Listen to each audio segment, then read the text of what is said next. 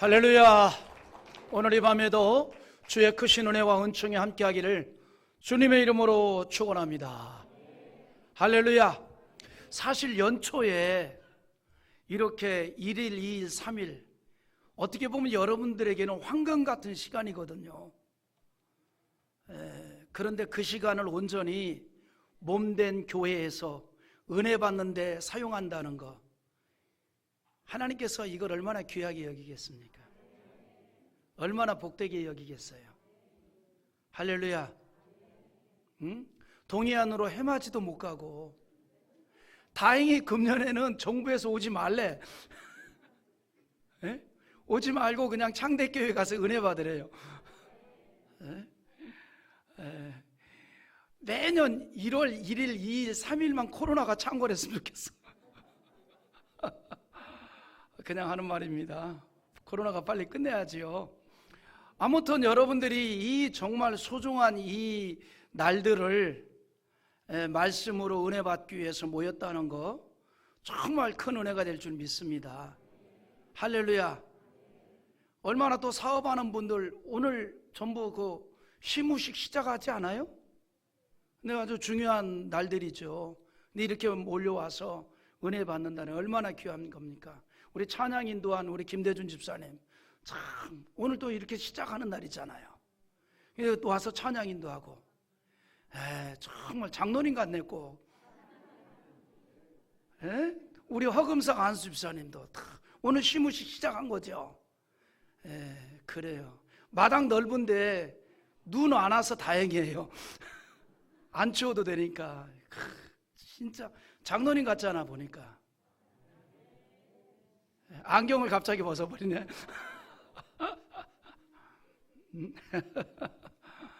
참 훌륭합니다. 귀한 시간 우리 함께 또 오늘 마지막 시간에도 큰 은혜의 시간이 되기를 주의 이름으로 축원합니다. 이번에 부흥성의 주제가 하나님께 소망을 두고 살자였습니다. 그런데 이처럼 하나님께 온전하게 소망을 두고 사는 성도에게는 몇 가지 특징이 있습니다. 특징. 하나님께 소망을 두고 사는 성도에게는 특징이 있다 이 말이죠. 자, 어떤 특징이 있을까? 우리 한번 생각해 봅시다. 먼저 가장 중요한 특징이 있습니다. 하나님께 소망을 두고 사는 사람에게는 하나님에 대해서 간절함이 있습니다. 하나님에 대해서 간절함이 있다 이 말이죠. 시편 42편 1절에 이런 말씀이 있습니다. 하나님이여 사슴이 시냇물을 찾기에 갈급함같이 내 영혼이 주를 찾기에 갈급하니이다 그랬습니다. 여러분, 하나님께 소망을 두고 사는 사람의 특징 중에서 최고의 특징이 뭐냐? 하나님에 대한 간절함이 있습니다. 어떻게 간절함이 있느냐? 마치 목마른 사슴이 시냇물을 찾기에 간절하듯이 그렇게 간절함이 있다 이 말입니다. 그러니까 막연하게 주님을 찾는 게 아니에요. 막연하게 교회에 나오는 게 아닙니다. 어떻게 나오느냐? 간절히 나온다. 간절히 주를 찾는다 이 말입니다. 그래서 이 시편 기자가 그렇게 고백을 하죠. 하나님이여 사슴이 시냇물을 찾기에 갈급함같이 그랬습니다. 여러분, 이 시편 42편 1절에서 말하는 이 갈급함의 원어적인 뜻을 보면요, 참 기가 막힙니다. 여기서 말하는 게 원어적인 뜻이 무슨 뜻이냐면 이런 의미를 가지고 있습니다. 고대하고 부르짖고 헐떡거리다, 그런 의미가 있어요. 근데 이 갈급함을 뭘로 비유했냐면 사슴으로 비유했습니다. 여러분, 왜 사슴으로 비유했을까? 뭐 사슴만 있는 게 아니잖아요. 짐승이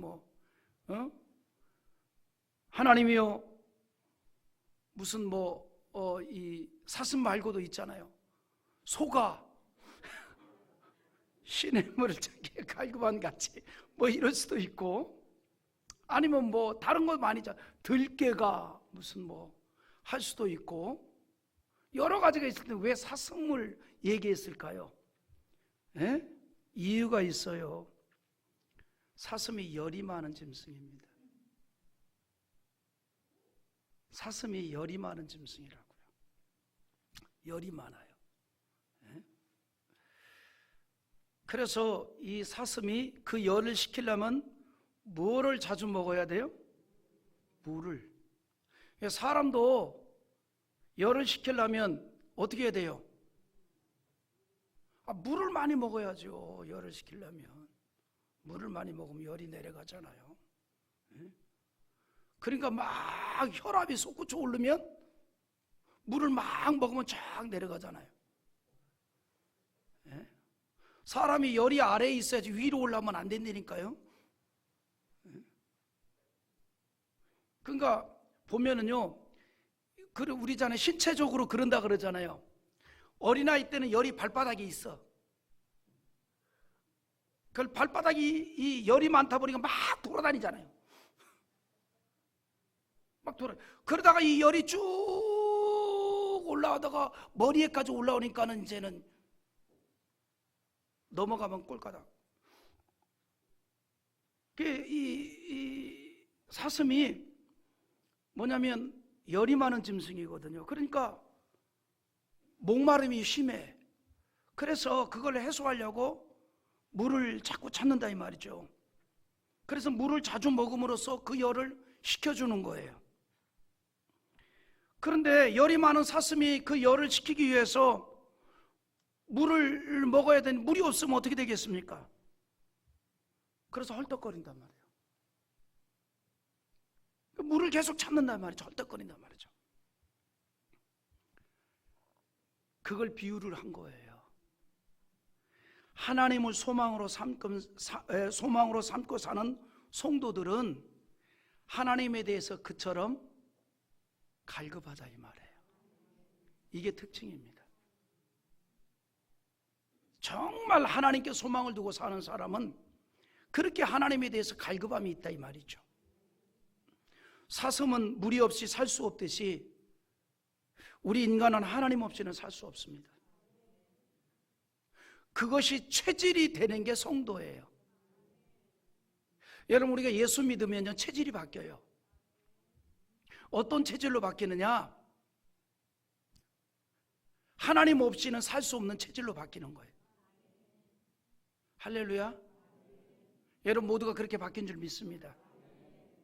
하나님 없이는 살 수 없는 체질로 우리가 바뀌는 거예요.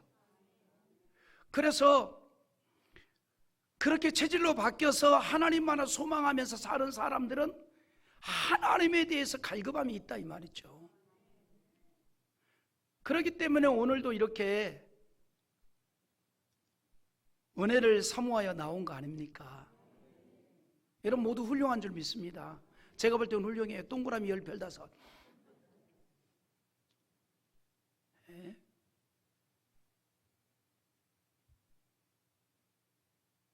그런데 이처럼 하나님에 대해서 갈급한 성도가 그 갈급함을 해결받기 위해서 자발적으로 할 수 있는 행동이 있습니다.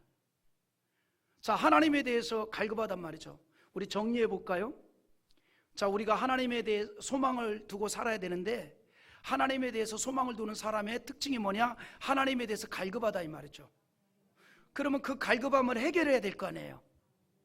그러면 그 갈급함에 대해서 자발적으로 해결하기 위한 행동이 뭐냐? 예배에 대한 사모함이에요. 예배에 대한 사모함. 예배는 영이신 하나님을 만날 수 있는 가장 귀한 시간입니다. 하나님에 대한 목마름을 해결할 수 있는 가장 귀한 시간이에요. 그래서 하나님에 대해서 갈급한 성도가 그거를 해결받기 위해서 자발적으로 이루어지는 행동이 뭐냐면 예배를 사모하는 겁니다. 그렇기 때문에 하나님에 대해서 소망을 품고 갈급한 성도들이 예배를 또한 사모하게 되어 있다 이 말이죠. 예배가 뭡니까? 믿는 사람이 하나님께 나와 대화하고 교제하고 경배하는 시간입니다. 우리가 예배를 드릴 때 하나님께서는 우리에게 임재하셔서 우리의 죄를 용서하시고 또 우리 가운데 하나님의 뜻을 나타내시며 그리고 신령한 은혜를 우리에게 체험해 주신다는 거죠. 그래서 우리가 믿음으로 살기를 결단도 하고 또 신앙으로 충성하기도 결단하고, 그래서 그리스도인에게 예배가 참 귀한 거예요.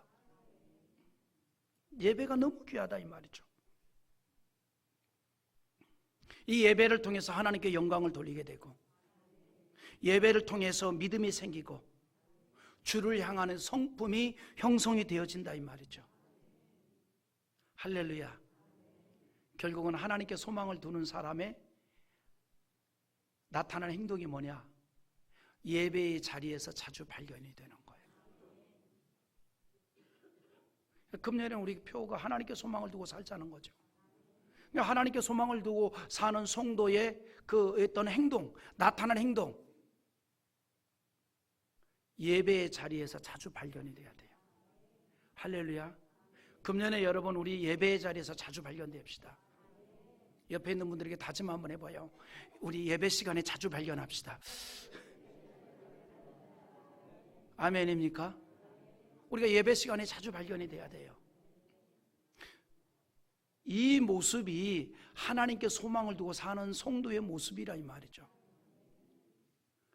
여러분 예배 시간에 자주 발견이 되면요, 믿음도 자라요, 신앙도 자라요, 깨달음도 이루어져요. 할렐루야.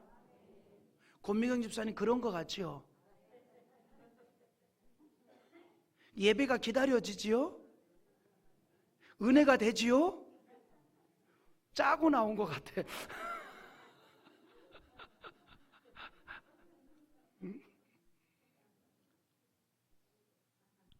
그러니까 여러분 우리가 하나님께 소망을 두는 성도들은요, 그게 간절함이고 그걸 해결받기 위해서 행하는 행동이 뭐냐면 예배에 대한 사모함이에요. 그 예배의 시간에 자주 발견이 돼야 돼요. 자주 발견이 돼야 돼요. 그래서 은혜가 많은 사람들이 예배를 귀하게 여기잖아요. 아멘입니까? 우리 어르신들 좀 보세요. 몸이 그렇게 불편해도 억지로라도 하나님의 전을 찾아 나오잖아요. 에? 몸이 막 힘들어도, 불편해도, 한겨울에도, 비가 와도, 그렇게 그게 뭘 얘기하는 거예요? 하나님에 대한 사모함이 있기 때문에 그게 그렇게 된다 이 말이죠. 할렐루야. 그래서 예배를 귀히 여기고 예배를 사모하고, 기회만 되면 예배를 드리려고 하는 거예요. 기회만 되면. 그리고 예배에 참석하면 기쁨이 있고 즐거움이 있고. 할렐루야.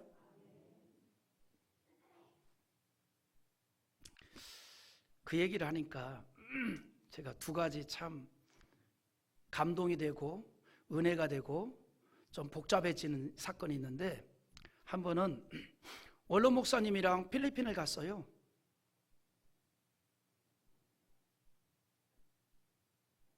그런데 자동차에서 날밤을 샜어요. 세수를 못했어. 24시간이 지났다니까 차 안에서.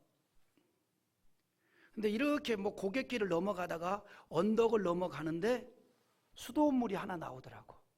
거기서 차를 세워가지고 거기서 이빨도 닦고 고양이 세수도 하고 그랬단 말이죠. 근데 그게 중요한 게 아니에요. 차 안에서 새벽 시간이 되니까 새벽 예배 시간이라고 그 차 안에서 새벽 예배를 드렸어요. 근데 내가 슬금슬금 봤어. 다 자. 그거하고는 아무 상관없이 당신 할 거 다 해. 찬송 부르고 기도하고 설교하고.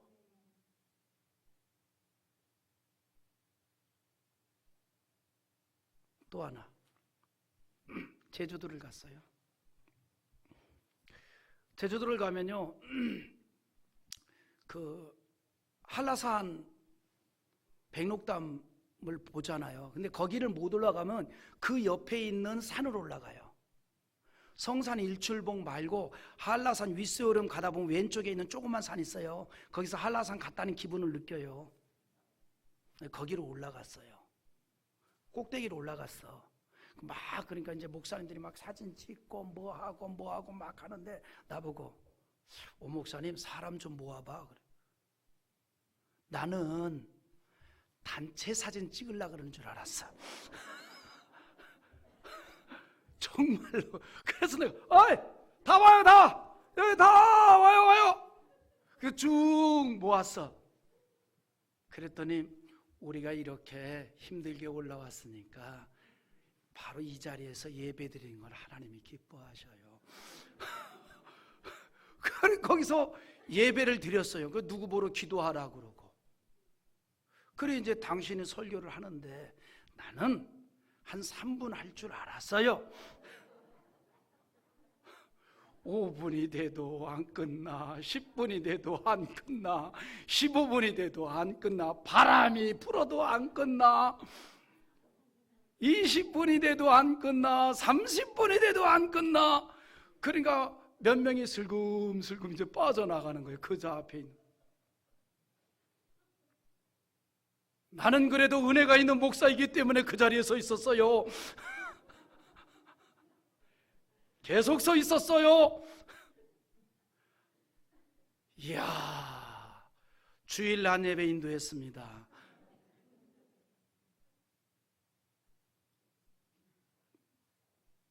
그게 은혜인 거야, 말하자면. 은혜인 거예요. 그 자리에서 예배가 귀하게 여겨지는.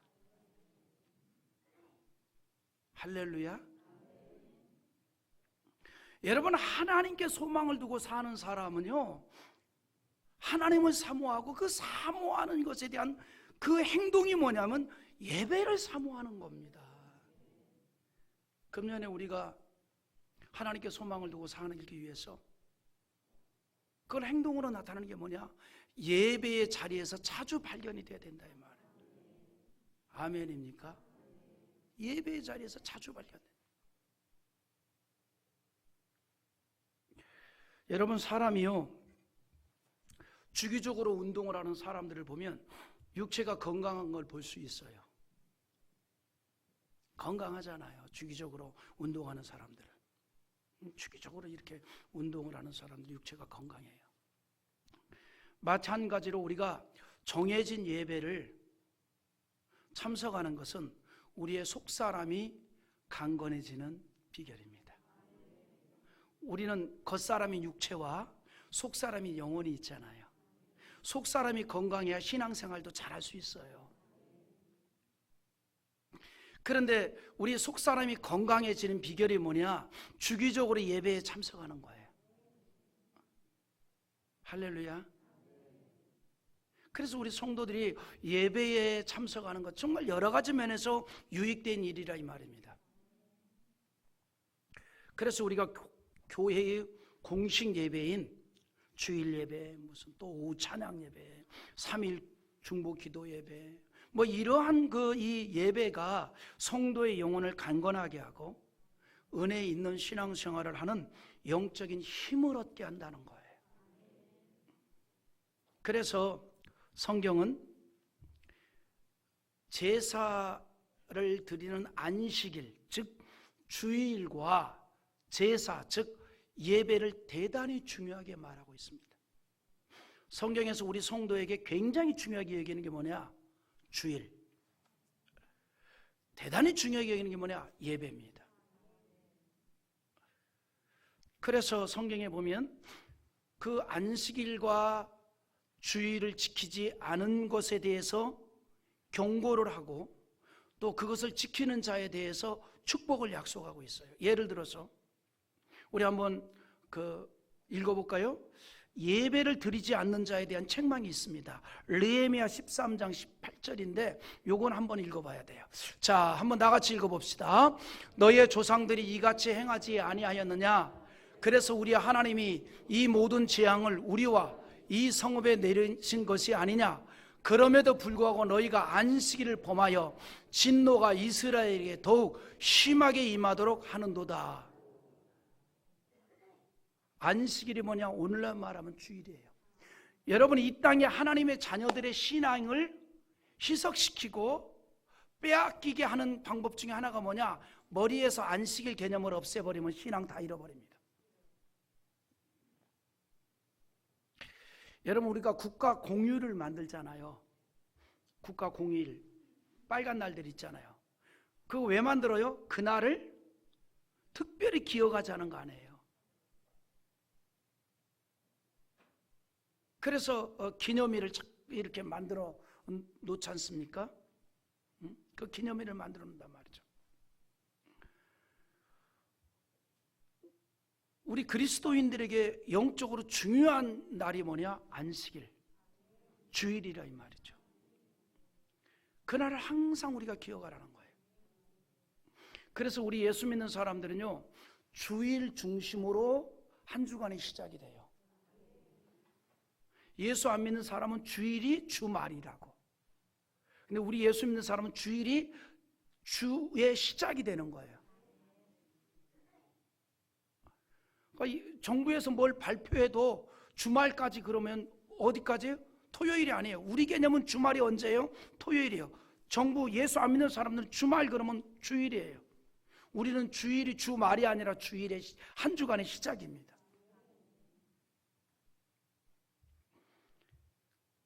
그래서 이 안식일, 즉 주일을 지키고 예배를 드리는 자를 하나님께서는 은혜도 주시고 그 인생에 축복도 하신다는 겁니다.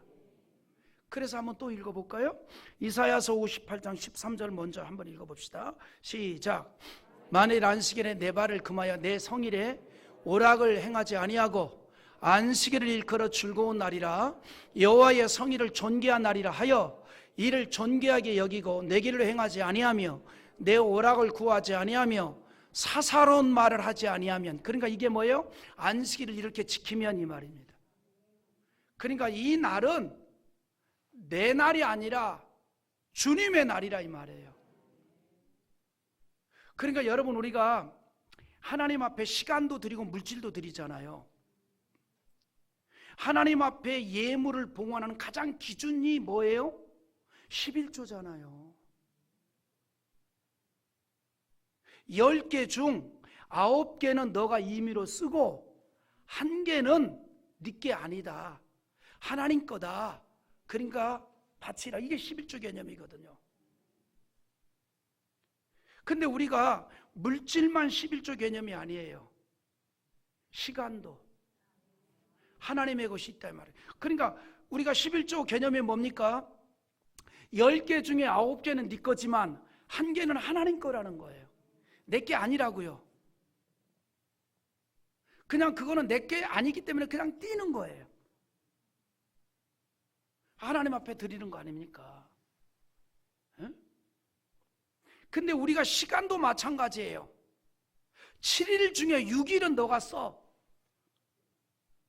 근데 주일 하루는 네 게 아니야. 하나님 거라 말이죠. 그래서 그 하나님께 드리면 우리의 신앙에 은혜를 주신다는 겁니다. 그래서 우리의 믿음을 지키게 하고 우리의 신앙을 지키게 한다 이 말이에요. 그렇기 때문에 내 성일에 오락을 행하지 아니하고 안식일을 걸어 즐거운 날이라. 이거 좋다. 오락을 행하지 아니하며. 우리 자녀들 책상 앞에다 붙여놓으시기 바랍니다.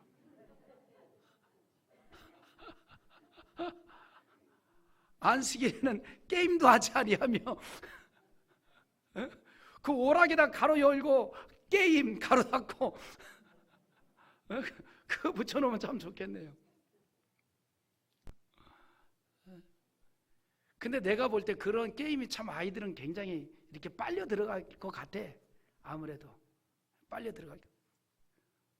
저도 전자게임 할 줄 알아요. 벽돌 깨는 거.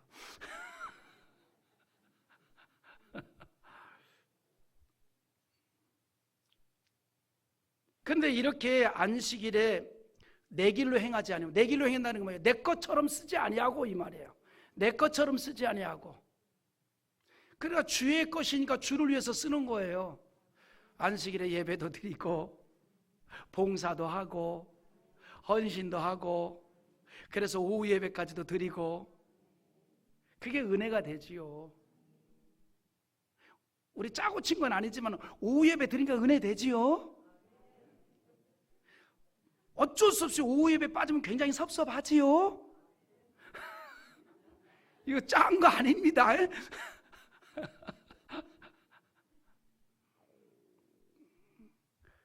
이렇게 안식일을 잘 지키면 어떻게 되느냐? 이사야 58장 14절 한번 읽어봐요. 시작. 즐거움을 얻을 것이라. 내가 너를 땅의 높은 곳에 올리고 내 조상 야곱의 기업으로 기르리라. 여호와의 입의 말씀이니라. 아멘. 할렐루야. 너가 여호와의 안에서 즐거움을 얻을 것이라. 그러니까 뭐예요? 신앙의 복을 받는 거예요. 안식일을 이렇게 구별되게 지키면 주님 안에서 즐거움을 얻는데, 초막이나 궁궐이나 그 어디나 하늘나라 천국의 기쁨을 누리게 된다 이 말이에요. 여러분, 우리가 신앙생활 하면서 천국의 기쁨을 누리고 사는 거, 그거 은혜 아니에요? 여러분, 신앙생활 하면서 맨날 지옥 같은 마음으로 살면 그거 얼마나 불행이에요. 신앙생활 하면서, 신앙생활은 천국의 기쁨을 누려야지요. 아멘입니까? 근데 누가 그런 은혜를 누리느냐? 주의를 귀하게 지키는 자가. 그래서 너가 여호와 안에서 즐거움을 얻을 것이라 그랬어요. 주 안에서 기쁜 거예요. 즐거운 거예요. 행복한 거예요. 여러분 모두가 그런 은혜가 가득하기를 기대합니다. 할렐루야. 아멘입니까? 그래서 여러분, 안식일을 지키고 예배를 드리면 막 기뻐하는 사람들이 있잖아요. 예배를 드리지 못하면 답답한 사람도 있고. 그것만이 아니에요. 뭐라 그랬습니까? 내가 너를 땅의 높은 곳에 올리고 그랬어요. 영광을 받게 한다 이 말이에요. 할렐루야. 영광을 받게 한다. 그러니까 여러분, 안식일을 지키려고 발버둥을 좀 쳐보세요. 주의를 지키려고 발버둥을 쳐보세요. 하나님께서 그 인생에 빛을 비춰주신다 이 말이에요.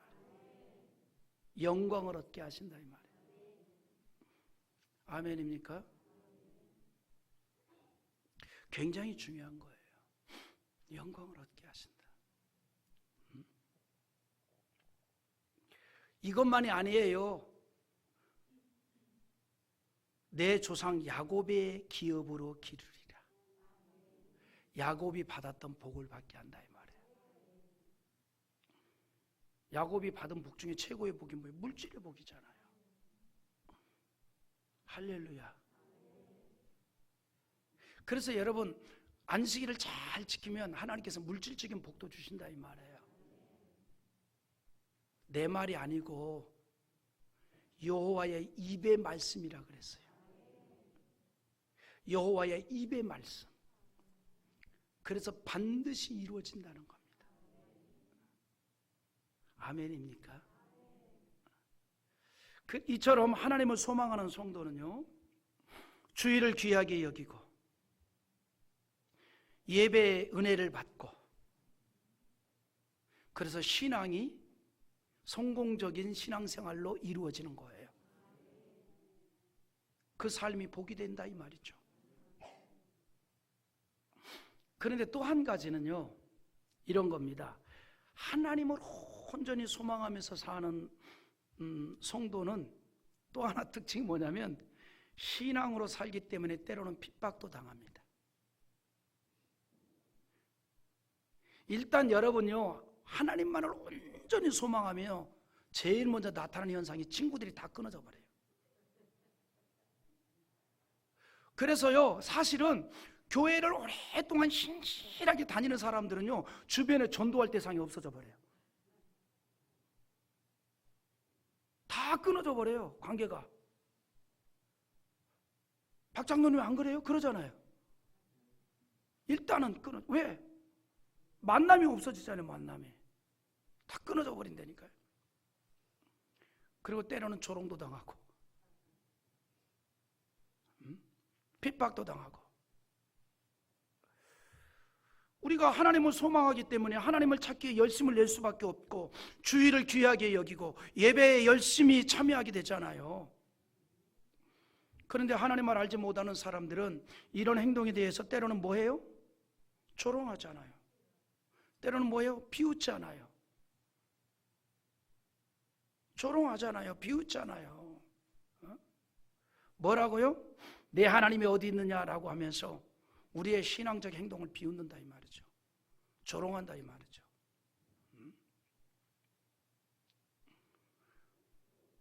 우리 예수 안 믿는 남편하고 같이 사는 사람들 때로는 좀 조롱도 당하잖아요. 에? 비웃잖아요. 또 일가 친지들에게 비웃음 당하고. 시편 기자도 그런 경험이 있었답니다. 하나님에 대한 신앙적인 행동에 대해서 하나님 없는 사람들이 막 조롱을 해요. 조롱을. 시편 42편 3절 한번 읽어볼까요? 한번 읽어봅시다. 시작. 사람들이 종일 내게 하는 말이 내 하나님이 어디 있느냐 하오니 내 눈물이 주야로 내 음식이 되었도다. 얼마나 가슴이 안타까우면 이 조롱하는 소리를 듣고 뭐라 말을 못하겠고, 예? 눈물이 주야의 음식이 되었다는 거예요. 눈물이, 예? 주야의 음식이 되었다. 사람들이 계속 조롱을 한다 이 말이죠. 우리가 하나님만을 온전히 소망하면서 온전한 믿음으로 살 때에 이런 이야기를 듣게 된다 이 말이죠. 사람들이 그랬어요. 여기서 말하는 사람들은 하나님에 대한 믿음이 없는 사람들이고 요즘으로 말하면 이방인들을 말하는 사람들입니다. 신앙 없는 자들. 그래서 여러분, 신앙이 없는 사람들은요, 신앙으로 사는 사람들을 이해를 못하는 거죠. 그러니까 여러분 잘 이해하십시오. 천국과 지옥이 없다 하는 사람들에게 이해를 시키려고 하지 마세요.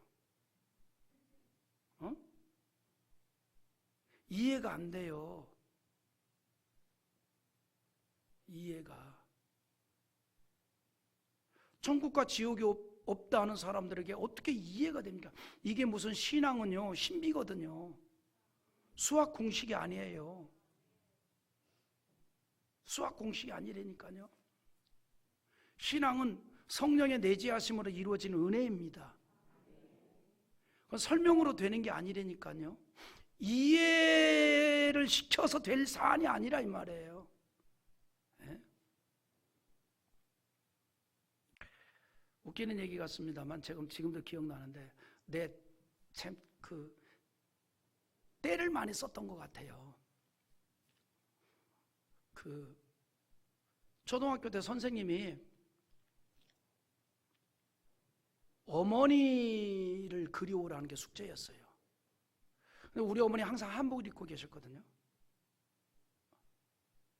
근데 아무리 그려도 잘 안 그려지니까 우리 누이 권사한테 와, 그려. 예쁘게 잘 그렸어요.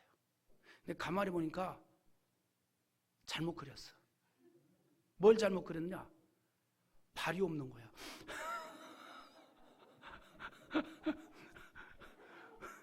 그래가지고 왜 발이 없냐고, 발이. 그러니까 한복을 그리면 발을 안 그리는 거야. 발이 안 보여. 엄마가 발이 왜 없냐고. 그러니까 발이 없으면 어떻게 걸어 다녀?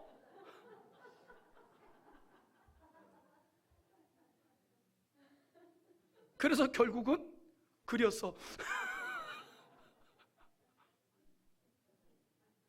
그리고 이제 학교를 가져갔어. 나만 발 그려왔네. 예?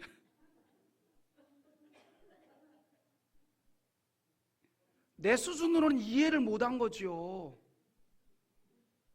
아무리 설명해도 안 되는 거예요. 이미 내 머릿속에 가지고 있는 어떤 개념 때문에. 모르면 용감한 거예요. 어리석은 거죠. 여러분, 신앙은요, 설명이 안 되는 겁니다. 신비로운 거거든요. 그걸 어떻게 설명을 합니까? 내가 만난 주님, 그걸 어떻게 설명을 해요? 그러니까 때로는 조롱도 할 수 있다 이 말이죠. 믿음으로 사는 성도들의 행동을 이해를 못하는 거죠. 그거를 여러분 이해시키려고 하면 안 된다니까요. 그러니까 시편 기자도 그냥 눈물만 흘렸던 겁니다.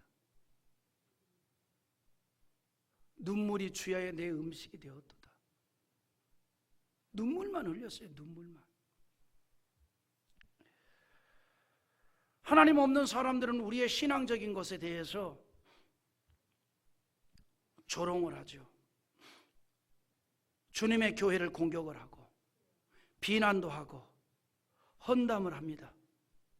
그것이 얼마나 큰 죄악인지도 모른 채 그 일을 재미삼아서 합니다.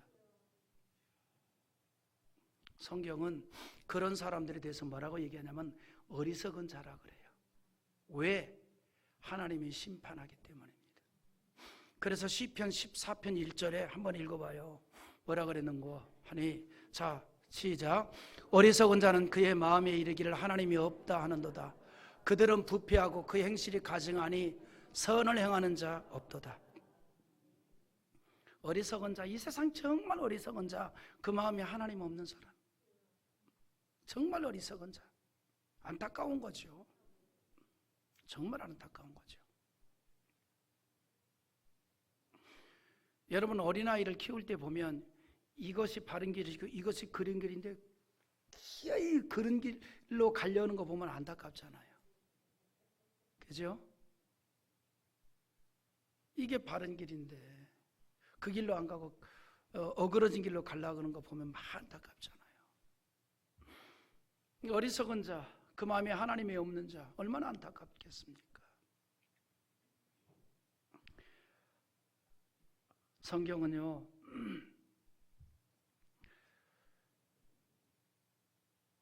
하나님을 소망하는 사람은 이 세상에 속해 있지 않기 때문에 핍박이 있습니다. 세상에 속한 사람들로부터 뭘 받는다? 미움을 받는다 이 말이에요. 우리 유튜브를 통해서 이렇게 은혜를 받고 있는 성도들, 은혜 되면 아멘. 여기 막 올리세요. 자, 여러분, 우리 한번 또 읽어볼까요? 요한복음 15장 19절 한번 읽어봅시다. 자, 시작. 너희가 세상에 속하였으면 세상이 자기의 것을 사랑할 것이나 너희는 세상에 속한 자가 아니요 도리어 내가 너희를 세상에서 택하였기 때문에 세상이 너희를 미워하느니라. 여러분, 우리는 이 세상에 살고 있지만 이 세상에 속한 자가 아니잖아요. 우리는 천국에 속한 자, 우린 예수님에게 속한 자.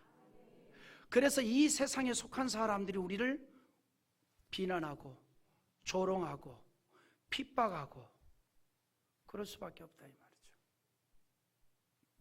그래서 주님 말씀합니다. 세상에서 핍박이 있을 때 이상하게 생각하지 말랍니다. 골고다 언덕을 향해서 십자가를 지고 걸으셨던 예수님처럼 잠잠히 하나님만을 바라보라는 거죠. 그럴 때 영적 승리자 된다는 겁니다. 그래서 하나님을 소망하는 성도는요, 핍박을 받고 조롱을 당해도 오히려 더 하나님을 찬양하는 신앙으로 나아가게 됩니다. 그래서 보면은요, 시편 42편 5절 한번 또 읽어볼까요? 시편 42편 5절. 자, 시작. 내 영혼아, 너가 어찌하여 낙심하며 어찌하여 내 속에서 불안해하는가? 너는 하나님께 소망을 두라. 그가 나타나 도우심으로 말미암아 내가 여전히 찬송하리로다.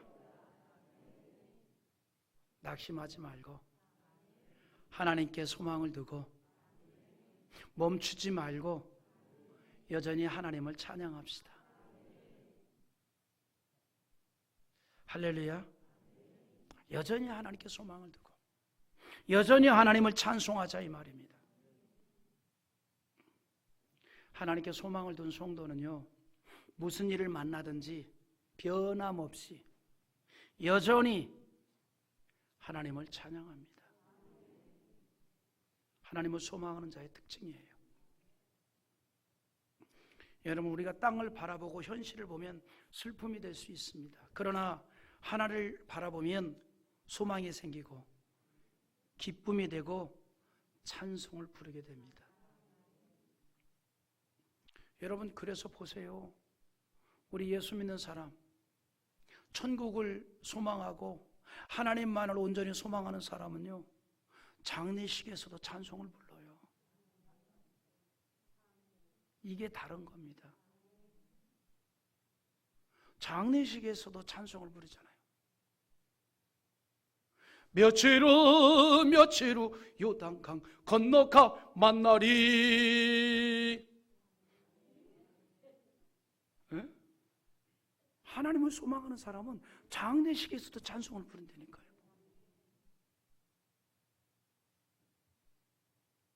왜? 하나님을 바라보기 때문입니다. 하나님을 바라보니 찬송이 나올 수밖에 없죠. 감사의 노래를 부를 수밖에 없죠. 누구처럼? 욥처럼 고난 가운데서도 찬양과 감사의 노래를 부르게 됩니다. 이것이 바로 하나님을 소망하는 성도의 모습이라 이 말이에요. 하나님이 그런 은혜를 주셔요. 하나님만을 소망하면 하나님이 어떤 은혜를 주시느냐?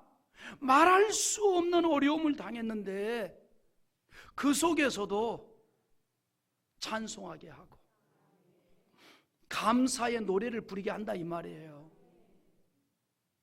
이것이 능력이에요.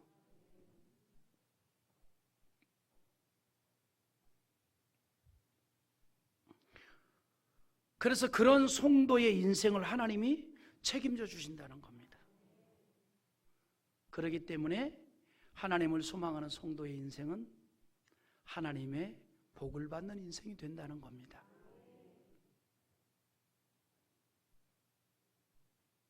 그래서 성경은 하나님을 소망하는 성도가 받는 축복을 자주 말하고 있습니다. 오늘 본문이 그걸 말해주고 있어요. 성경은 우리가 이 땅에 살면서 하나님께서 복을 주시면 그 인생이 달라진다는 것을 말해주고 있습니다. 그래서 성경은 축복에 관해서 수없이 언급합니다. 하나님께서 축복하면 그 인생이 달라져요. 하나님이 축복하면 인생이 완전히 달라진다니까요. 그리고 모든 하나님의 자녀들이 그처럼 하나님의 복을 받는 인생이 되기를 원합니다. 그래서 성경에 보면 너무나 자주 하나님의 축복을 말하고 있습니다. 저는 우리 성도들의 삶이 하나님의 복을 받는 인생이 되기를 기대합니다. 할렐루야. 하나님의 복을 받는 인생이 됩시다. 하나님의 복을 받는. 또 우리의 후손들이 하나님의 복을 받는 인생이 되어야 합니다.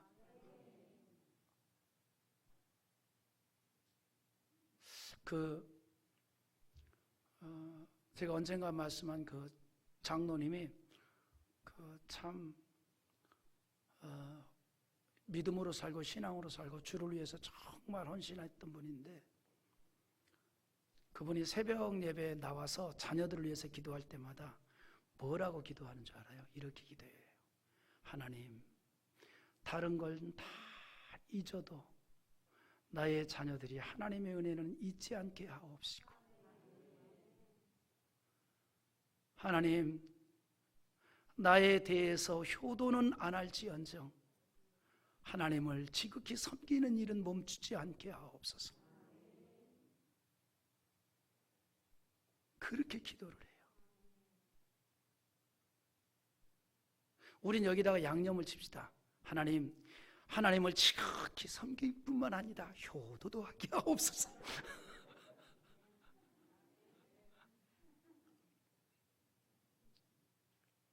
그래서 그 장로님이 진심으로 하나님의 은혜의 소중함을 알았기 때문에 사랑하는 자녀들이 정말 하나님의 복을 받는 인생이 되어야 하는데, 그러려면 하나님의 은혜를 잊지 않아야 된다. 하나님을 섬기는 것을 귀하게 여겨야 된다. 할렐루야.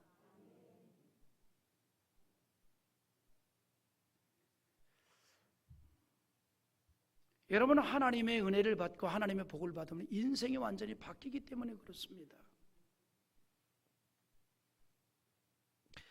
그래서 나와 우리의 후손들과 우리 모두가 하나님의 복을 받는 인생이 되어야 되는데, 누가 하나님을 소망하며 사는 자가 그런 하나님의 복을 받게 된다 이 말이죠. 우리 출애굽기 23장 25절 한번 읽어볼까요? 한번 읽어봅니다. 다 같이 보겠습니다. 시작. 내 하나님 여호와를 섬기라. 그리하면 여호와가 너의 양식과 물에 복을 내리고 너희 중에서 병을 제하리니. 하나님을 섬기는 자에게 주신 은혜입니다. 양식과 물에 복을 내려주신대요. 이런 은혜가 있기를 원합니다. 그래서요, 뭐라고 얘기하냐면 성경은 하나님하고 잘 지내래요.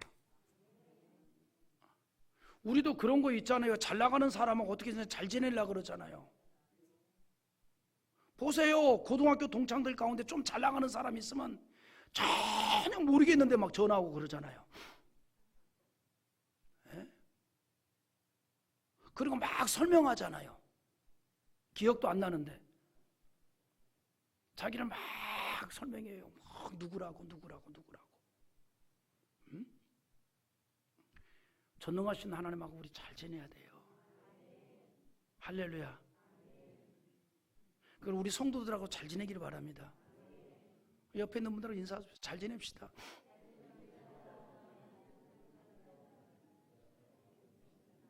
할렐루야. 네, 잘 지내야죠. 네. 네. 근데 우리가 무엇보다도 하나님하고 잘 지내야 돼요. 하나님하고 잘 지내야 돼요. 아멘입니까? 왜? 욥기 22장 21절에 이런 말씀을 해요. 욥기 22장 21절 한번 읽어봐요. 너는 하나님과 화목하고 평안하라. 그리하면 복이 내게 임하리라. 하나님과 화목하면 복이 찾아온대요. 할렐루야. 그래, 여러분 하나님하고 친하게 지내시기 바랍니다. 아멘입니까? 하나님하고 친하게 지내야 돼요. 그게 뭐냐? 하나님을 소망하는 거예요. 하나님하고 친하게 지내기를 원한다면 하나님을 소망하기를 바랍니다. 그래서 오늘 본문이 그런 자가 복을 받는데 에레미야 선지자를 통해서 하나님을 소망하는 자가 받는 복이 어떤 것인가를 말해주고 있습니다.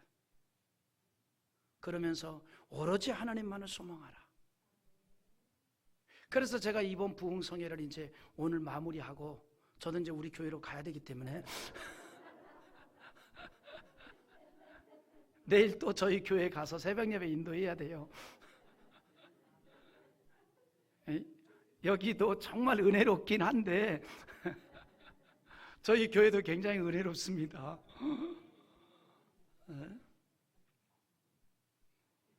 이제 마무리를 해야 되겠지요.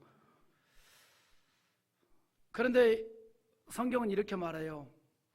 왜 하나님의 백성들에게 그렇게 하나님만을 소망하라 그러냐?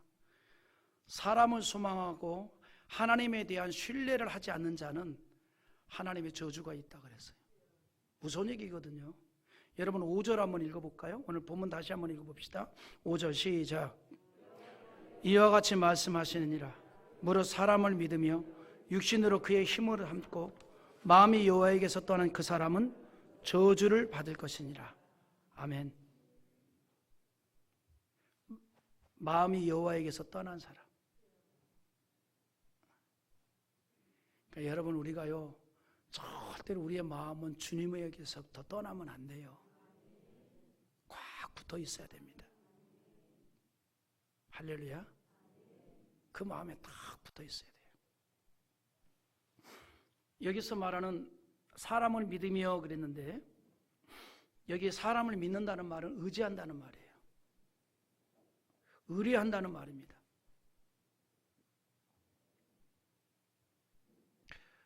그리고 그 속에서 행복을 느낀다 그런 건데, 안도감을 느낀다는 건데, 오늘 여러분 우리가 최고의 의지의 대상 여호와 하나님. 할렐루야. 여러분 근데 우리가 사람인지라 우리가 물질이잖아요. 우리 육체가 물질이잖아요. 그러다 보니까 세상의 것을 의지하게 되죠. 눈에 보이는 권력이나 재물을 의지한다 이 말이죠. 그래서 무슨 일이 생기면 먼저 세상적으로 해결을 하려고 그래요. 근데 우리는 먼저 하나님 앞에 보고하길 바랍니다. 하나님 앞에 먼저 기도하기를 바랍니다. 어떤 일이 생기든지 먼저 하나님께 도우심을 구하십시오. 그런 분들 있죠. 우리가요 일 잘하는 사람은 일의 순서를 아는 사람이에요. 하나님께서도 우리에게 순서를 가르쳐 주었어요. 주님이 이렇게 말씀합니다. 너희는 먼저 그의 나라와 그의 의를 구하라. 순서를 잘 정하라 이 말이죠. 우리가 무슨 일을 만나도 그 일을 두고 먼저 하나님 앞에 도움을 구하라 이 말이죠.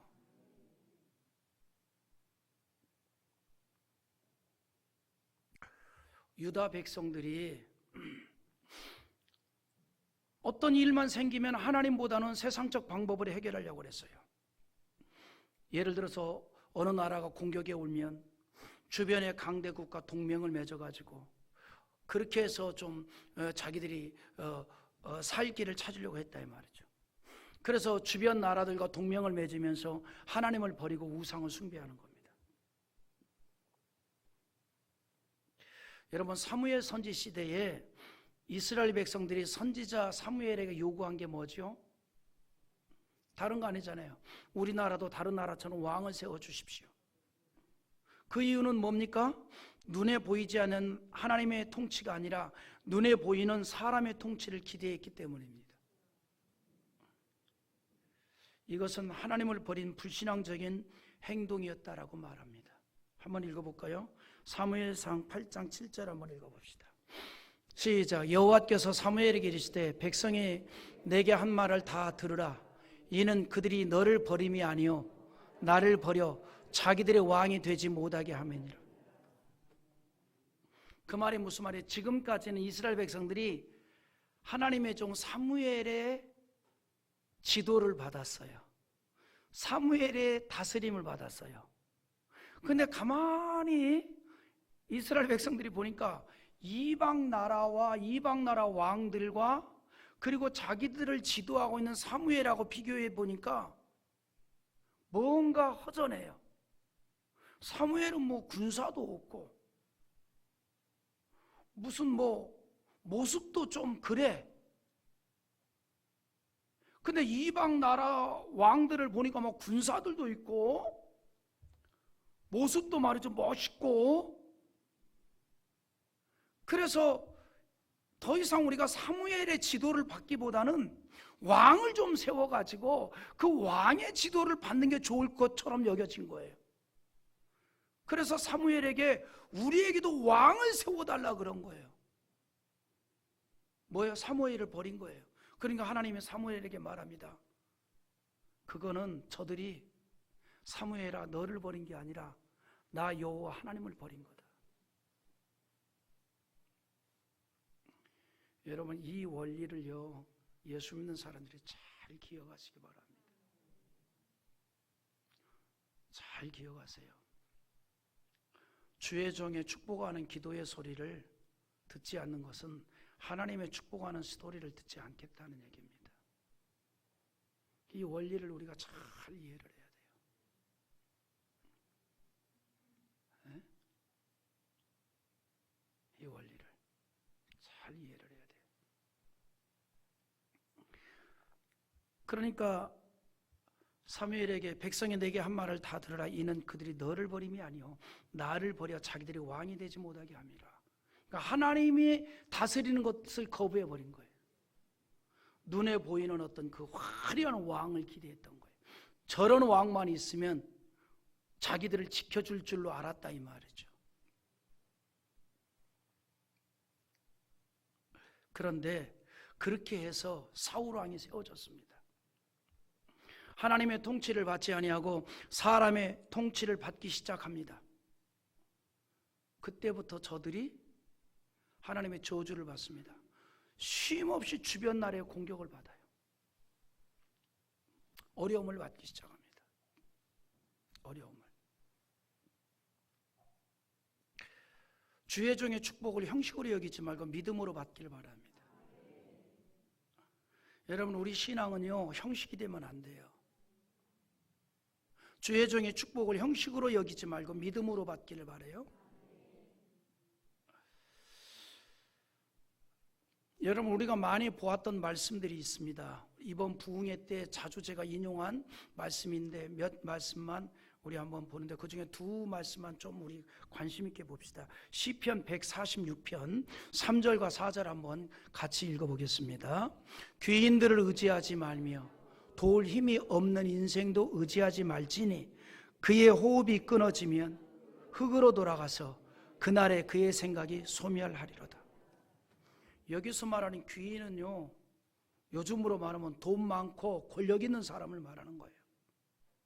그거 너무 의지하지 말라 이 말이에요. 권력 가진 자 너무 의지하지 말라 이 말이에요. 돈 많이 가진 자 의지하지 말라 이 말이에요. 그 별거 아니다 이 말이죠. 호흡이 끊어지면 흙으로 돌아간다 이 말이에요.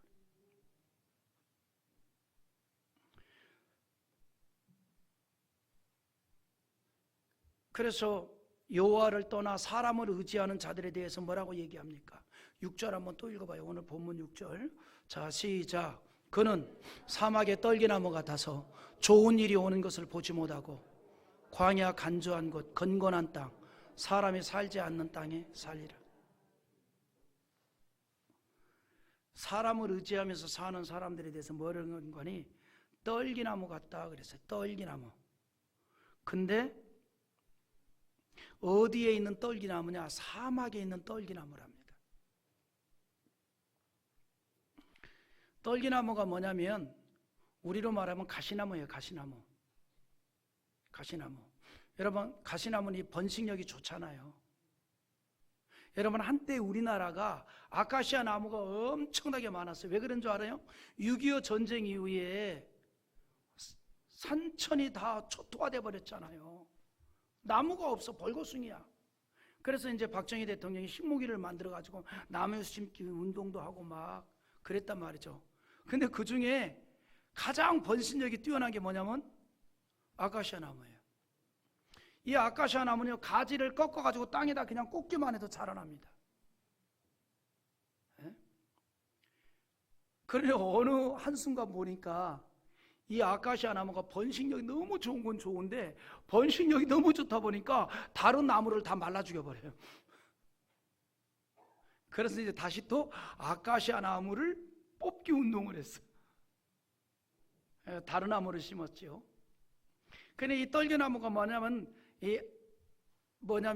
그 아카시아 나무 종류인데, 예, 그러니까 이제 가시나무 같은 겁니다. 근데 어디에 심겨졌다고? 사막에. 그러니까 이 떨기나무는 이스라엘 지역에서는 쉽게 볼 수 있는 나무예요. 쉽게 볼 수 있는 나무인데 어디에 심겨진 나무와 같냐? 사막에. 사막에 수분을 공급받지 못해서 죽게 될 가시나무와 같다 이 말이죠. 이건 뭐냐면 은유적으로 유대 백성들에 대해서 표현한 거거든요. 하나님을 버리고 사람을 의지하는 자들에 대해서 사막에 있는 떨기나무를 비유로 말씀한 겁니다. 하나님을 버리고 우상을 숭배하였기 때문에 사막에 버리워진 자처럼 그렇게 고난스러워진다는 겁니다. 근데 여러분 봅시다. 하나님의 자녀들에게 주어진 최고의 저주가 뭐 같아요? 뭐? 사기당하는 거? 도둑 맞는 거? 사업 망하는 거? 뭐 같아요? 다른 거 아니에요. 은혜가 소멸되는 겁니다. 믿음을 잃어버리는 거예요. 저주 중에 최고의 저주입니다. 여러분, 은혜가 소멸되는 자의 신앙생활처럼 힘든 것도 없어요. 경험 안 해보셨나? 여러분, 은혜 없는 상태로 예배 1시간 드리는 건요, 고통이에요. 너무 고통이에요. 그래서 어쩔 바를 몰라 하니까 하나님께서 너무 안타까워가지고 잠을 주셔. 사랑하는 자에게 잠을 주신다. 벗어나라고. 여러분, 은혜가 없이 신앙생활하는 것처럼 고통이 없어요. 예배 1시간 앉아있는 게 얼마나 힘든 줄 압니까? 여러분은 경험을 안 해봐서 모르잖아요. 했나? 은혜가 없이 예배 1시간 앉아있는 이건 고통이라 이 말이죠. 하나님의 백성에게 최고의 저주는요, 은혜가 떠나는 겁니다. 믿음이 사라지는 거예요. 하나님을 온전하게 의지하는 신앙이 없어지는 겁니다. 주님을 따르려는 행동에 대한 마음이 사라져버리는 거예요. 예수님의 비유에서 그런 직접적인 표현을 하지 않았지만 그런 저주를 받은 돈 많은 청년에 대한 비유가 있습니다. 한 부자 청년이 예수님을 찾아와 질문을 합니다. 선생님, 내가 어떻게 해야 구원을 얻을 수 있습니까? 이 질문에 대해서 예수님이 이렇게 대답했어요. 마태복음 19장 21절에 예수께서 이르시되 너가 온전하고자 할진대 가서 내 소유를 팔아 가난한 자들에게 주라. 그리하면 하늘에서 보화가 내게 있으리라. 그리고 와서 나를 따르라 하시니, 예수님의 말씀에 대한 청년의 반응이 어떠했습니까? 그 다음 절에 보면 마태복음 19장 22절 한번 읽어보세요. 그 청년이 재물이 많음으로 말씀을 듣고 근심하여 가니라. 이 청년은 돈이 너무 많았고 하나님보다 그 돈을 더 사랑했기 때문에 근심하면서 자기의 길로 돌아갔다 이 말이죠. 즉 신앙의 길로 간 것이 아니라 이 말이에요. 세상의 길로 가버린 겁니다. 왜? 마음에 은혜가 없어서. 이게 저주예요. 그래서 성경이 이렇게 말합니다. 요한일서 2장 15절과 6절 한번 읽어봅시다. 자, 시작. 이 세상이나 세상에 있는 것들을 사랑하지 말라. 누구든지 세상을 사랑하면 아버지의 사랑이 그 안에 있지 아니하니 이는 세상에 있는 모든 것이 육신의 정욕과 안목의 정욕과 이생의 자랑이니 다 아버지께로부터 온 것이 아니요 세상으로부터 온 것이라. 사실은요, 육신의 정욕, 안목의 정욕, 이생의 자랑 다 이거 하나님 아버지께로부터 온 거 아니에요. 세상으로부터 온 거랍니다. 이런 거 사랑하지 말랍니다. 은혜가 충만하면 그렇게 될 수 있습니다. 할렐루야. 바울이 그랬잖아요. 주의 은혜가 가득하고 믿음으로 충만하니 그 모든 걸 다 별거 아니다 배설물로 여겼습니다. 하나님의 말씀은 하나님을 의지하지 않고 세상을 의지하고 우상을 의지하고 사람을 의지하는 자들에 대해서 경고합니다. 신명기 16장에서 경고하는데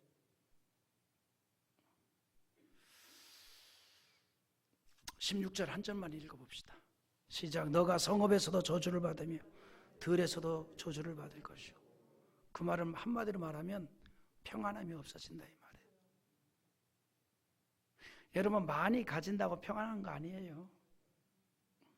응? 그래서 하나님의 자녀들은 하나님을 바라보면서 살아야 합니다. 여러분, 세상 것이 크게 보이지 않기를 바랍니다. 하나님이 크게 보이기를 바랍니다. 세상의 것이 크게 보이기 시작하면 큰일 납니다. 하나님에 대한 소망이 사라지기 때문이에요. 그래서 두 번째 주시는 은혜가 뭐냐면, 오직 하나님의 은혜가 충만한 가운데 여호와를 소망하면 하나님이 그 인생을 기쁘게 여기시사 축복한다는 거죠. 자, 오늘 또 7절 한번 읽어봅시다. 7절 시작. 그러나 여호와를 의지하며 여호와를 의뢰하는 그 사람은 복을 받을 것이라. 의지한다는 게 뭐예요? 기댄다는 거예요. 소망한다는 겁니다. 자, 우리가 다윗이 골리앗을 맞서 싸우러 나갈 때 어떻게 나갔어요? 오직 하나님만 의지하고 나갔습니다. 그래서 골리앗을 쓰러뜨렸습니다. 그래서 이스라엘의 전쟁에 승리하게 만들었다는 거죠. 우리 또 읽어봐요. 사무엘상 17장 45절. 자, 시작. 다윗이 블레셋 사람에게 이르되 너는 칼과 창과 단창으로 내게 나아오거니와 나는 만군의 여호와의 이름 곧 너가 모여가는 이스라엘 군대 하나님의 이름으로 내게 나아가노라. 아멘. 하나님의 이름으로. 하나님을 의지하고 나아갔다 이 말이에요. 큰 힘을 주셨어요. 골리앗을 쓰러뜨렸습니다. 승리하게 했어요. 이런 하나님의 기적이 우리의 삶 앞에 나타난다 이 말이에요. 누가? 하나님을 소망하고 의지하는 자. 이런 기적이 나타난다 이 말이죠. 그래서 우리가 하나님을 소망하면서 하나님의 말씀대로 행할 때 기적이 일어나요. 요단이 마르고 반석이 터뜨려 생수를 나와 흘러나옴으로 목마름을 해결받게 하는 하나님의 그러한 은총을 입게 된다 이 말이죠. 또는 하나님을 소망할 때 온전히 주를 따르게 되고 하나님의 귀한 일에 쓰임을 받게 된다 이 말이죠. 사도 바울이 모든 걸 다 배설물로 여길 때에 하나님은 그를 붙잡아서 전무후무한 선교 역사에 큰 별이 되게 했습니다. 이게 하나님의 역사예요.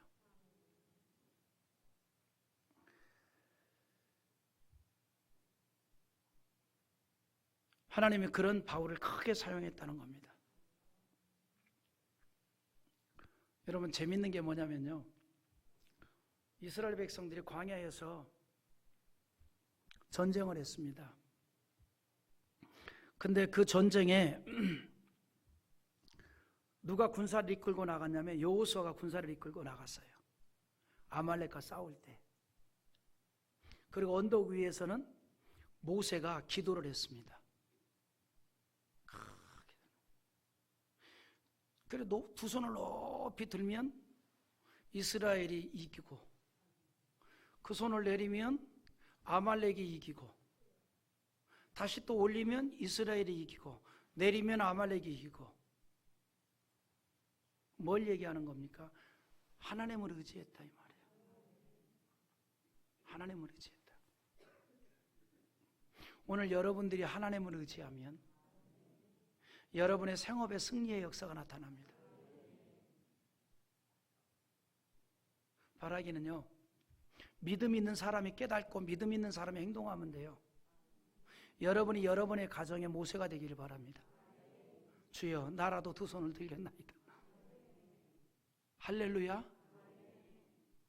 나라도 두 손을 들겠나이다. 여호수아는 열심히 싸웠어요.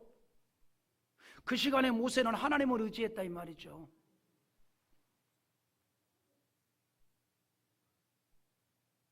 따라합시다. 주여, 나라도 두 손을 들고 하나님을 의지하겠나이다. 할렐루야. 하나님의 축복이 여러분의 가정에 나타나리라 믿습니다. 근데 부부가 두 손을 마주 잡고 의지하면 얼마나 더 좋을까? 그런데 그래 아니 된다 할지라도 나라도 하나님을 의지하자 이 말이에요. 그런 자에게 주의 능력이 나타나는 줄 믿습니다. 믿으면 아멘. 주 하나님 독생자 예수 날 위하여 오시었네. 내 모든 죄 용서하시고 죽음에서 부활하신 나의 구세주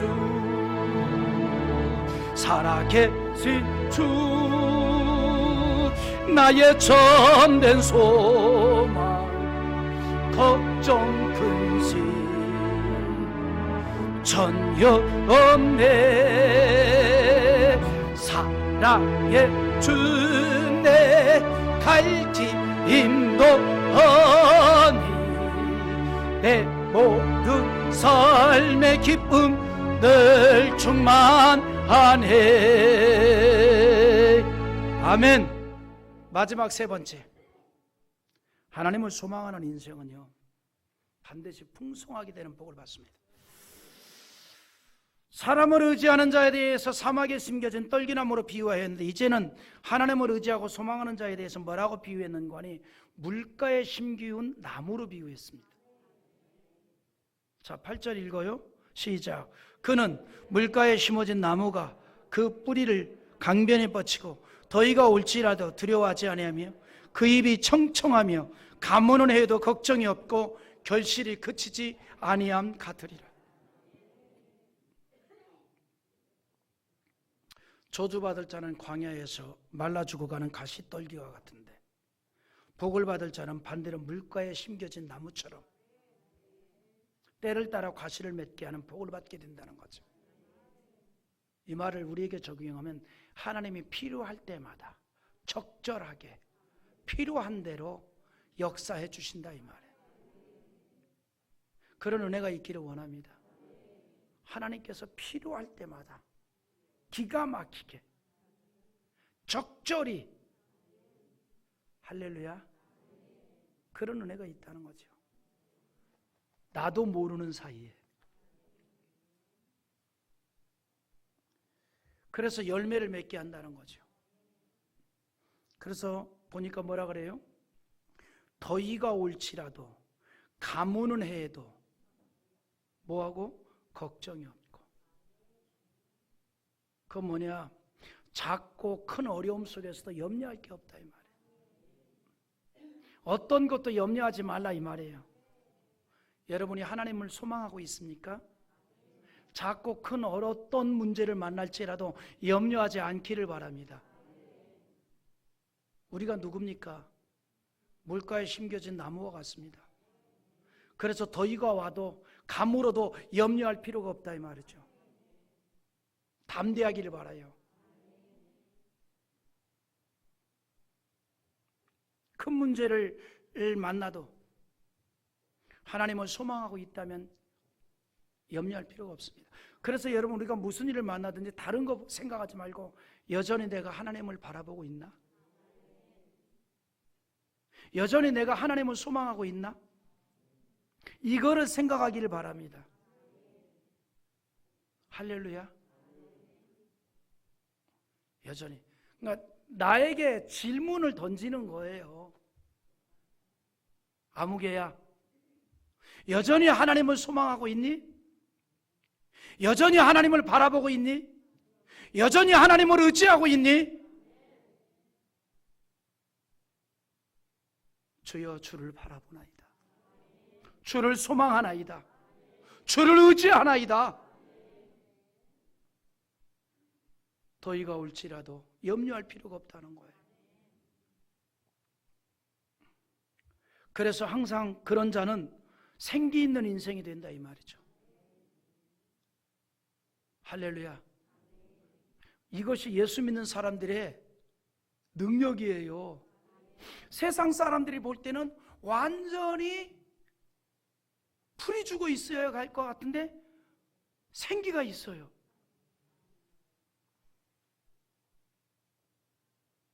생기가 있다 이 말이죠. 뭐라 그랬습니까? 그 입이 청청하며 결실이 그치지 아니한다 그랬어요. 항상 생기가 있다 이 말이죠. 바울이 평생을 그렇게 살았어요. 약한 자 같지만 강한 자가 되었고, 가난한 자 같지만 부유한 자.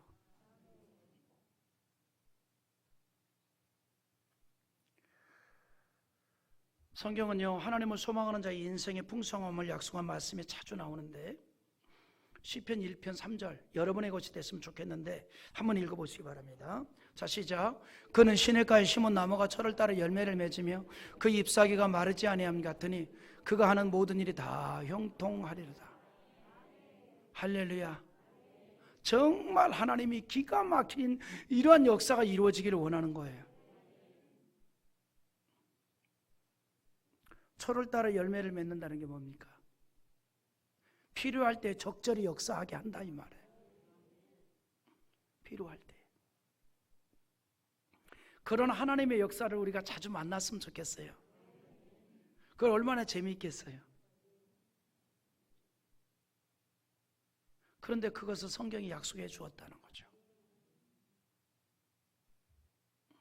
그래서 하나님이 번성하게 한다는 겁니다. 번성하게 한다. 우리 시편 92편 12절 13절 한번 읽어봅시다. 시작. 의인은 종려나무같이 번성하며 레바논의 백향목같이 성장하리로다.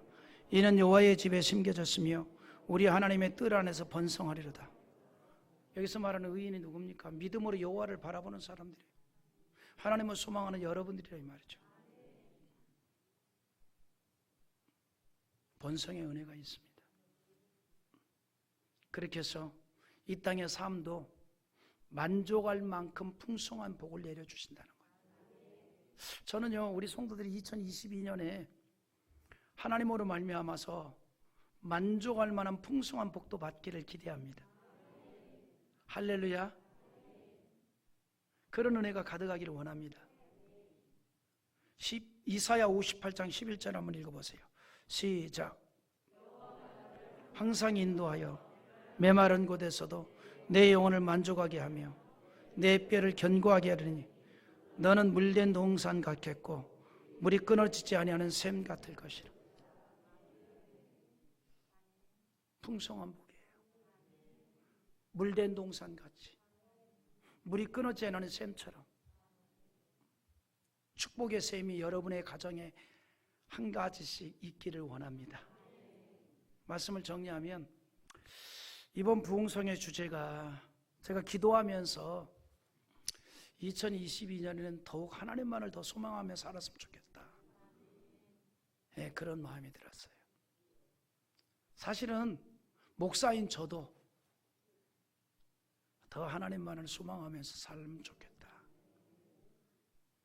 그래서 우리 모두가 다 더 하나님만을 소망하며 살자는 그런 의미로 그렇게 주제를 정했던 거예요. 물론 지금까지도 우리가 하나님만을 소망하고 살았죠. 그러나 2022년에는 더욱 하나님을 소망하며 살자는 겁니다. 그럴 때 내 인생에 하나님의 능력이 나타나고 하나님의 깜짝 놀랄 만한 복을 받게 되기 때문입니다. 그래서 우리가 연말에 우리가 그런 간증을 했으면 좋겠어요. 정말 하나님만을 소망했더니, 힘써서 소망했더니 하나님이 정말 복을 주셨다. 이게 여러분들의 그 간증이 됐으면 좋겠어요.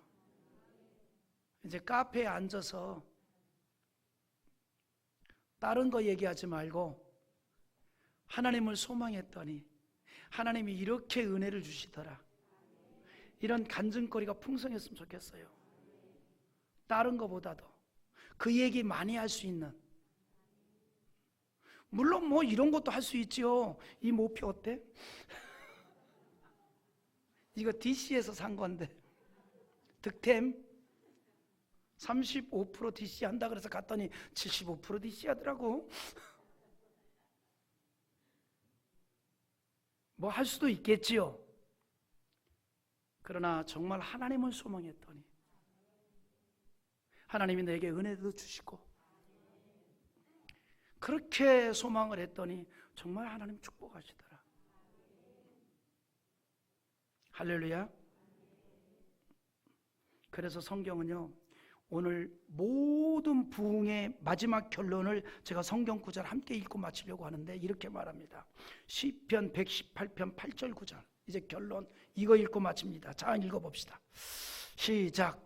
여호와께 피하는 것이 사람을 신뢰하는 것보다 나으며 여호와께 피하는 것이 고관들을 신뢰하는 것보다 낫도다.